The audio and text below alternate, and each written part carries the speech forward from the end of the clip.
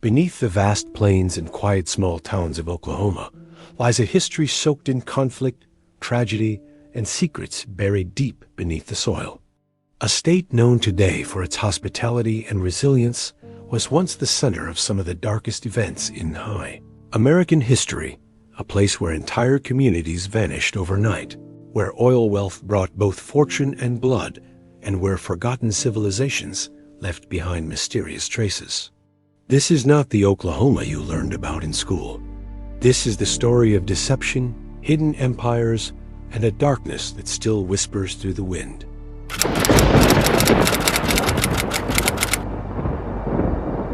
Oklahoma's history did not begin with statehood in 1907. It began long before that. Centuries before the modern borders were drawn, this land was inhabited by powerful Native American nations, the Caddo, the Wichita, the Osage, the Comanche. They lived on territories rich in resources, governed by ancient laws and oral traditions. But the 19th century brought a turning point that would define the state's destiny. The Indian Removal Act of 1830 forced thousands of Native Americans from the southeastern United States to this land, in what became known as the Trail of Tears. Thousands died on the journey. Those who survived arrived in what was called Indian Territory, a desolate expanse where the U.S. government promised they would be safe from white expansion. That promise, like so many others, was broken. By the late 1800s, Oklahoma had become a land of exploitation and opportunity for settlers, prospectors, and outlaws alike. As railroads cut through tribal lands, oil was discovered. The once isolated territory exploded into a frenzy of greed, corruption, and violence. But beneath this booming progress lay systemic injustice. Native lands were stolen through legal manipulation, false treaties, and bloodshed. The wealth that flowed from Oklahoma's black gold rarely reached the people whose land it came from. Instead, it fueled political empires, mob activity, and one of the darkest racial chapters in American history. In this documentary, we will uncover the untold story of Oklahoma, from its ancient origins and forgotten tribes, to the oil barons who ruled like kings, and the massacres history tried to erase. We'll explore how the Tulsa race, massacre of 1921, became one of the most brutal and censored events in American history, how mysterious murders of wealthy Osage families led to the creation of the FBI, and how entire towns were built and destroyed in the name of progress. We'll also uncover the haunting myths that linger in Oklahoma's folklore: ghost towns swallowed by red dust, abandoned oil fields where time stands still, and the eerie legends of places like the Hex House and the Skirvin Hotel. But first, to understand Oklahoma's secrets, we have to return to the very beginning, when the land itself was still forming, and the seeds of its tragic destiny were being sown.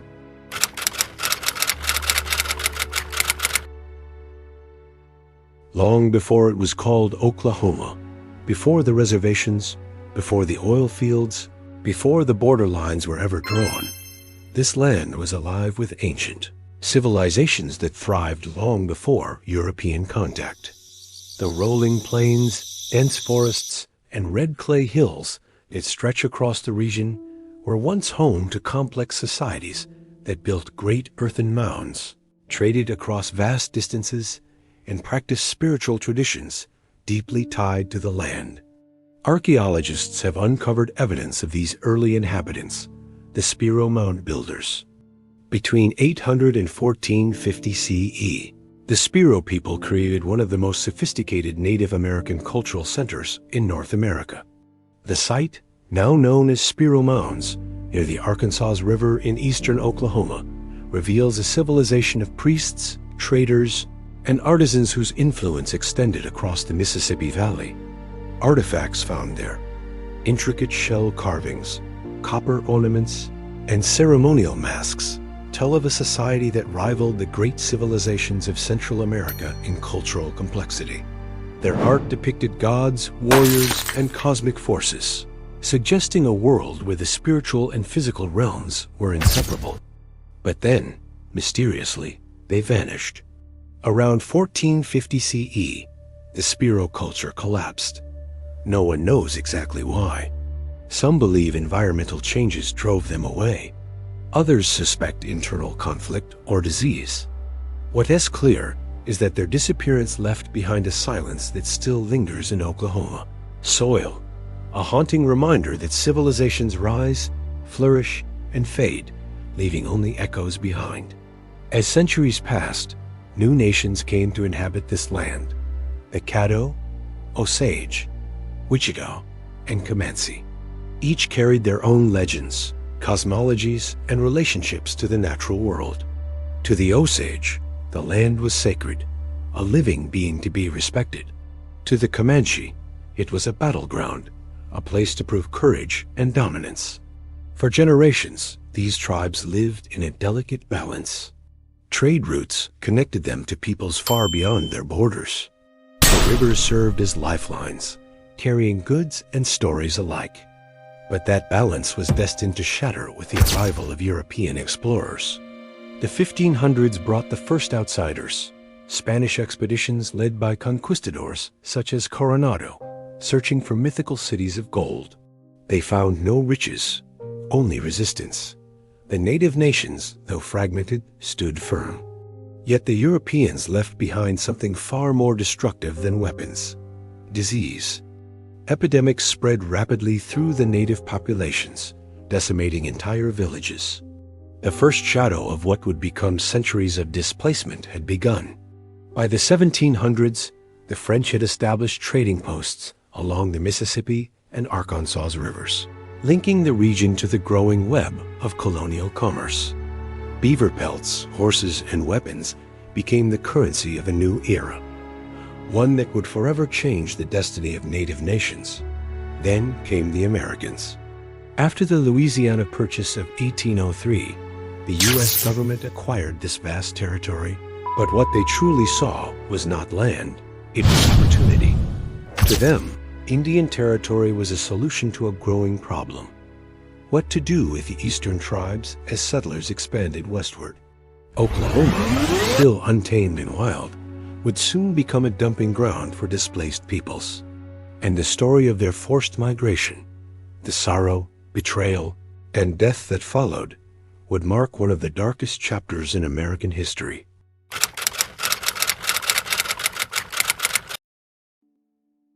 By the early 19th century, the United States was expanding westward with unstoppable ambition. The young nation saw land as wealth, and every acre was an opportunity. But that opportunity came at a devastating cost to the people who already called the land home. In 1830, President Andrew Jackson signed the Indian Removal Act, a law that would forever change the fate of the American Southeast and carve Oklahoma into history as a land of sorrow and survival. This act authorized the forced relocation of Native American tribes living east of the Mississippi River to lands designated as Indian Territory, a massive region that included most of what is now Oklahoma. To the government, it was presented as a humane solution.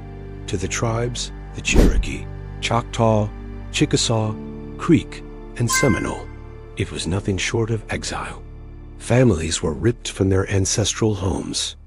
Entire communities were gathered by soldiers, forced to march thousands of miles through rain, snow, and starvation. These journeys became known collectively as the Trail of Tears.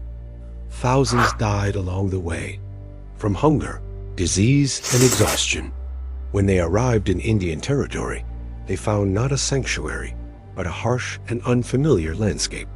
The government had promised permanent sovereignty, that this land would be theirs forever. But the promise was built on lies.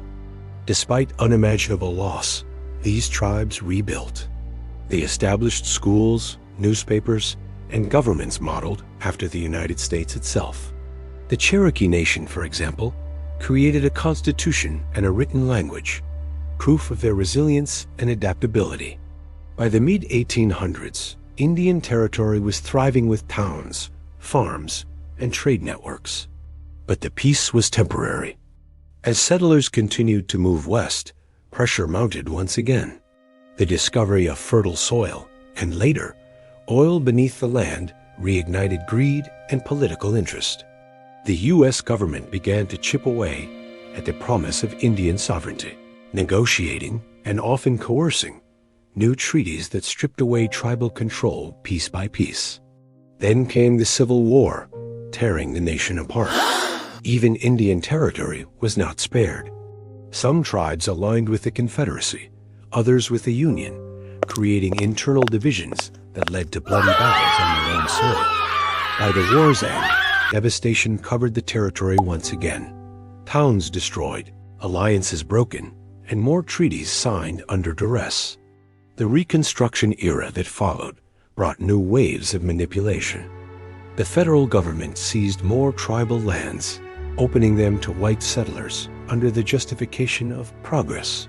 For the tribes who had endured the Trail of Tears, this was betrayal all over again. By the late 1800s, what had once been promised as a permanent homeland for Native Americans was being sliced apart by railroads, speculation, and settler claims.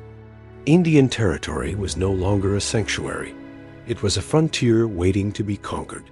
And the rush to conquer it would soon explode into chaos, a lawless race that would define Oklahoma's next chapter and forever stain its history with greed, corruption, and blood.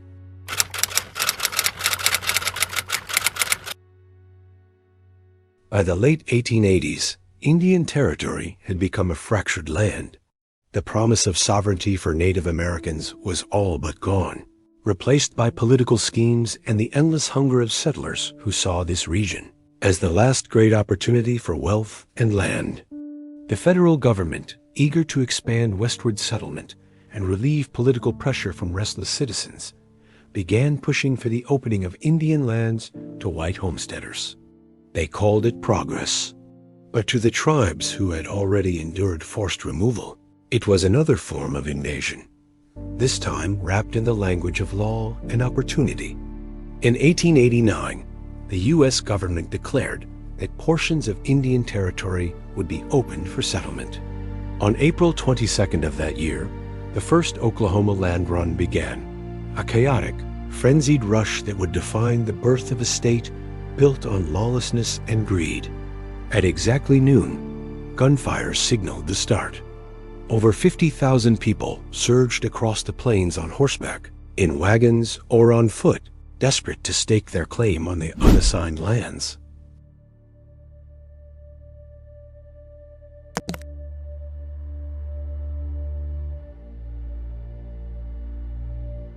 But even in that chaos, there were those who cheated.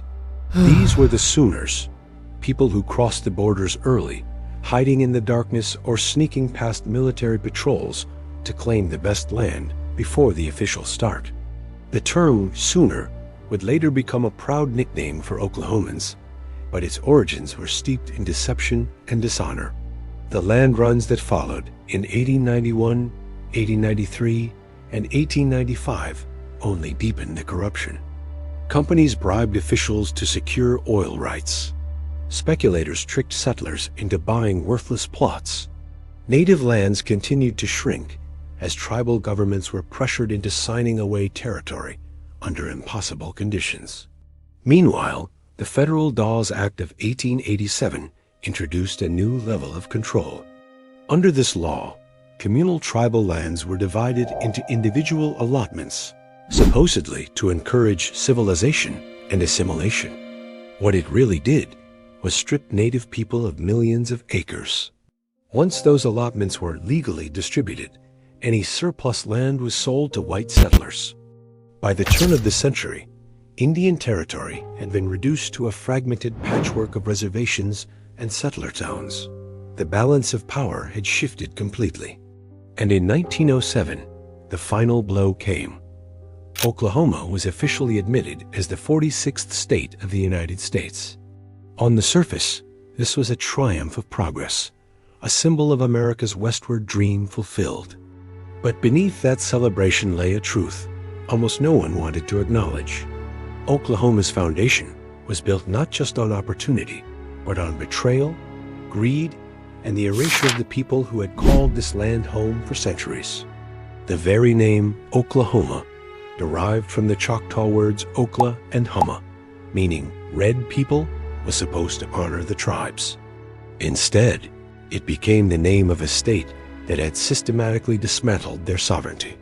And yet, despite the injustice, the tribes endured.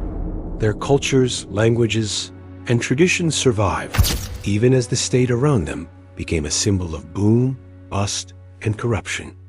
Because just as Oklahoma was born, a new force began to rise from beneath the soil, one that would transform this once lawless territory into the richest land in America, and unleash a wave of darkness no one could have foreseen.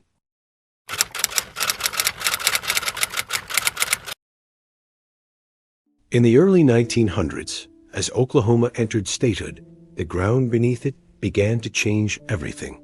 Beneath the rolling hills and quiet prairies lay something far more valuable than gold oil. Thick, black, and seemingly endless, it began seeping from the earth like a dark prophecy, promising wealth beyond imagination. At first, few understood what they had discovered. But when the gushers began to blow, torrents of oil shooting skyward with explosive force, the rush was immediate. Overnight, Oklahoma became the epicenter of the American oil boom. Towns like Tulsa, Bartlesville, and Pawhuska sprang to life, their streets crowded with roughnecks, speculators, and businessmen looking to strike it rich. And at the center of it all stood the Osage Nation, a people whose fate would soon become one of the most shocking and tragic stories in American history. The Osage, who had been forced to relocate multiple times throughout the 19th century, had finally settled on rocky, seemingly worthless land in northeastern Oklahoma. The U.S. government assumed it was barren and allowed them to purchase it.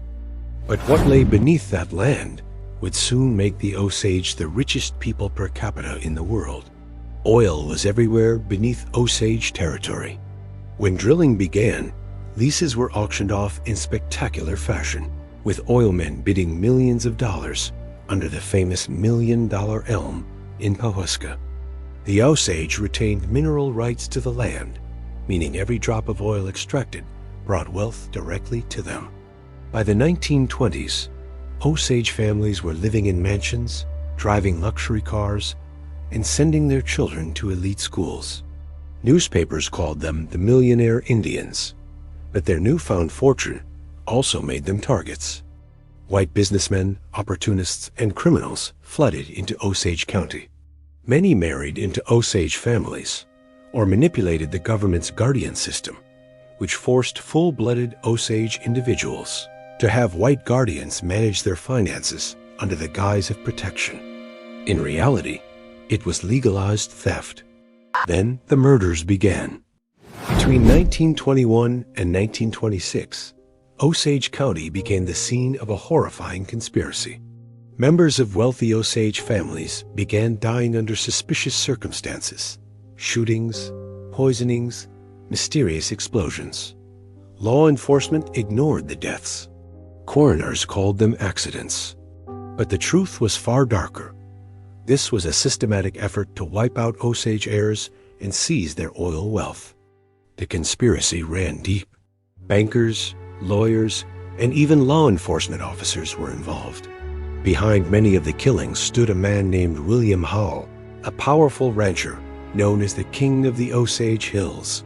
He orchestrated murders through bribery, intimidation, and manipulation, using his own relatives to marry into Osage families before eliminating them for inheritance. It wasn't until the newly formed Federal Bureau of Investigation, FBI, took on the case that the plot began to unravel. Under the leadership of a young J. Edgar Hoover, the FBI sent agents undercover into Osage County. What they uncovered shocked the nation: an organized network of murder for profit that had taken dozens of innocent lives. The exposure of the Osage reign of terror led to a few convictions, but justice was partial at best. Many conspirators escaped punishment. The federal government promised reforms, yet the exploitation of native wealth continued for decades. For the Osage, the oil boom had been both a blessing and a curse, a rise to power followed by betrayal and bloodshed. Their story became a mirror reflecting America's darker truths, that greed, racism, and corruption often lie beneath the surface of success. By the time the oil frenzy began to fade, Oklahoma had transformed. Tulsa was booming. Skyscrapers rose where once stood prairie grass, and the state's wealth flowed into the hands of oil barons. But beneath that progress, ghosts remained, silent witnesses to the price paid for prosperity. And while the Osage murders marked one of the darkest chapters in Oklahoma's past, an even greater tragedy was looming, one that would leave a city in flames and a community erased from history for nearly a century.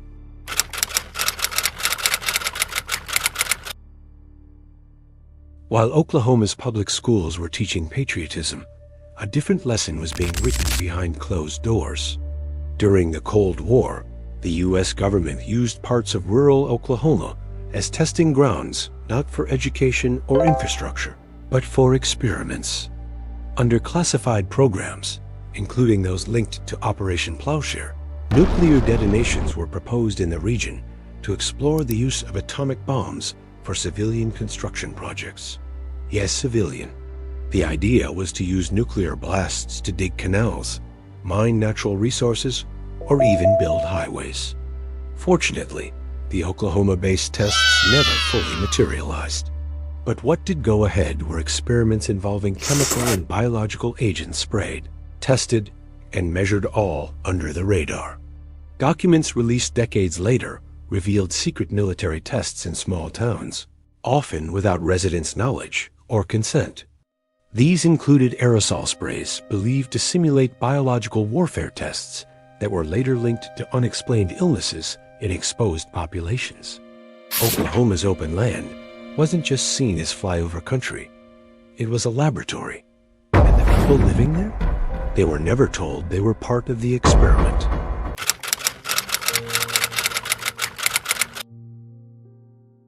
The discovery of oil in Oklahoma was hailed as the dawn of prosperity. The promise of wealth lured thousands westward. Wildcatters, speculators, and corporations flocked to the land in search of black gold. But for the Osage Nation, oil didn't just bring fortune. It brought death.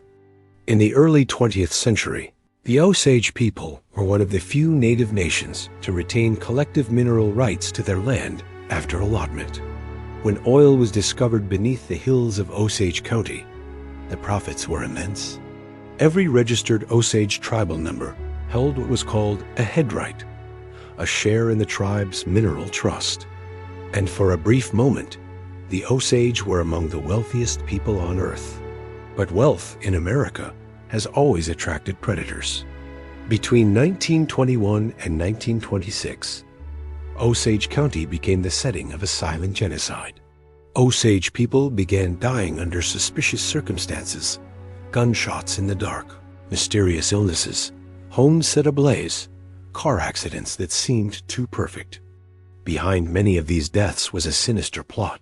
White guardians and local elites marrying into Osage families and orchestrating their deaths to inherit headrights.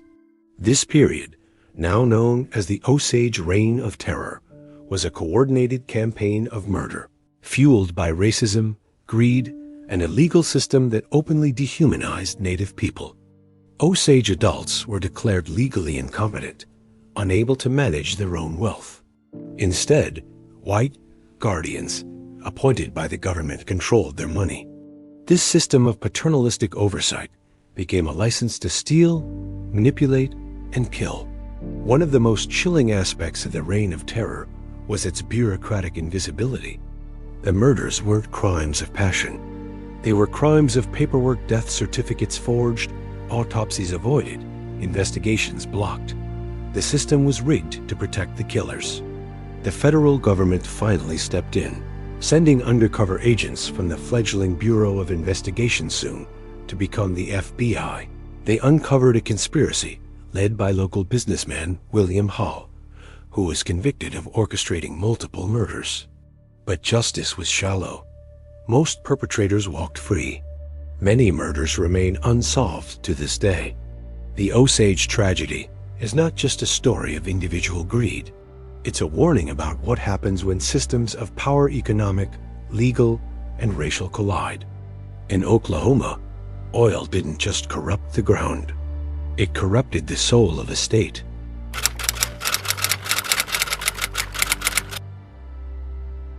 Centuries of violence did not erase Native presence in Oklahoma, but the tools of erasure changed. What began with guns and forced march evolved into law books and courtrooms. After statehood in 1907, Native nations were systematically stripped of sovereignty. The federal government dissolved tribal governments, seized communal lands, and pushed a policy of assimilation, boarding schools, language bans, Christianization. The idea was simple: eliminate Native identity by making it invisible. But the story didn't end there. Throughout the 20th century, tribes in Oklahoma began reclaiming their rights. Sovereignty, once reduced to a symbolic notion, became a legal weapon. Lawsuits were filed, treaties re-examined, and history challenged in courtrooms across the state. Then, in 2020, a bombshell dropped. In McGirt v. Oklahoma, the U.S. Supreme Court ruled that the Muscogee Creek Nation's reservation boundaries, established in treaties from the 1800s, were still legally intact. The decision didn't just apply to the Creek Nation. It opened the door for other tribes, Cherokee, Choctaw, Chickasaw, and Seminole, to assert similar claims. Suddenly, nearly half of Oklahoma was recognized as Indian country for purposes of criminal jurisdiction. The headlines were immediate. Some called it a victory. Others called it chaos. But beneath the noise, the ruling revealed something deeper. The government had never legally dissolved these reservations. It had simply acted like it did. The pushback was swift. Oklahoma's state leadership challenged the ruling, arguing it would destabilize the criminal justice system. But tribes insisted this wasn't about special treatment. It was about honoring centuries-old agreements, treaties written, signed, and then ignored. The battle over jurisdiction became symbolic of something larger, a fight for memory, for recognition, and for survival. Today, Oklahoma's tribes are navigating the challenges of shared governance, criminal justice, taxation, infrastructure, and beyond. But the McGirt decision marks a turning point. It's proof that history can be confronted, that treaties are not just dusty documents, but living promises. And it's a reminder that the fight for sovereignty never ended. It simply went underground till now.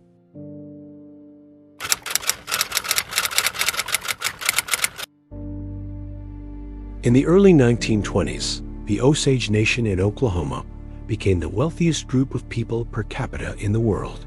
Oil had been discovered beneath their land, and under U.S. law at the time, each member of the Osage Nation received royalties, head rights, that could not be sold or taken from them. But wealth, as history often teaches us, invites violence. Between 1921 and 1926, members of the Osage Nation began to die under mysterious and brutal circumstances. What began as isolated incidents, poisonings, shootings, and staged accidents soon spiraled into a full-blown conspiracy of greed, racism, and corruption. The death toll quietly rose, and local law enforcement seemed either incapable or unwilling to stop it. The truth was darker than anyone imagined. Prominent white residents, including guardians assigned to manage Osage finances, had orchestrated a systematic campaign of murder to inherit their head rights. They married into Osage families, only to kill them one by one. And the local authorities? Often complicit or on the payroll. It wasn't until the newly formed FBI stepped in, then still in its infancy, that the depth of the conspiracy was revealed. Led by a young J. Edgar Hoover, the Bureau uncovered one of the most chilling murder-for-profit schemes in American history. But not all the perpetrators were caught, and many questions remain unanswered to this day. The Osage murders are more than a tragedy. They represent a deep betrayal of trust, a consequence of systemic racism, and a lesson in how greed can consume the very soul of a community. It's a chapter Oklahoma has tried to bury, but the soil still remembers.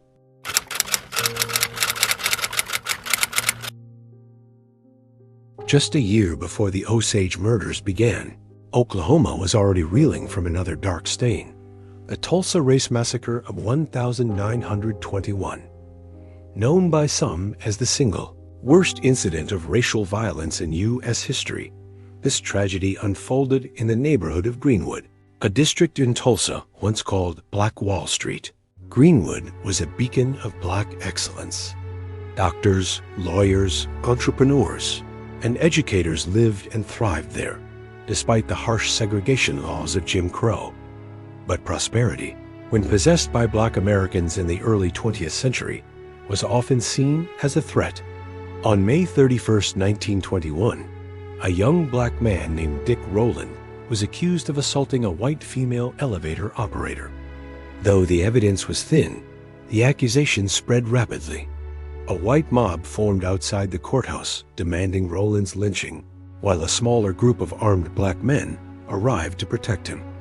What followed was an explosion of violence. Over the next 24 hours, white mobs looted and burned Greenwood to the ground. Airplanes, yes, aircraft, were used to drop incendiary devices. Thousands of black residents were left homeless. Conservative estimates count 300 dead, but many historians believe the real number was far higher. Bodies were thrown into mass graves. Some were never found. Survivors were rounded up and interned in camps, forced to carry ID tags like criminals. No one was ever held accountable. And for decades, the massacre was deliberately omitted from Oklahoma's official history books. Only in recent years has the full scale of the devastation been acknowledged. But the scars remain not just on Tulsa's landscape, but on the very fabric of the state's identity. This wasn't just a riot. It was an act of domestic terrorism, sanctioned by silence and fueled by hate.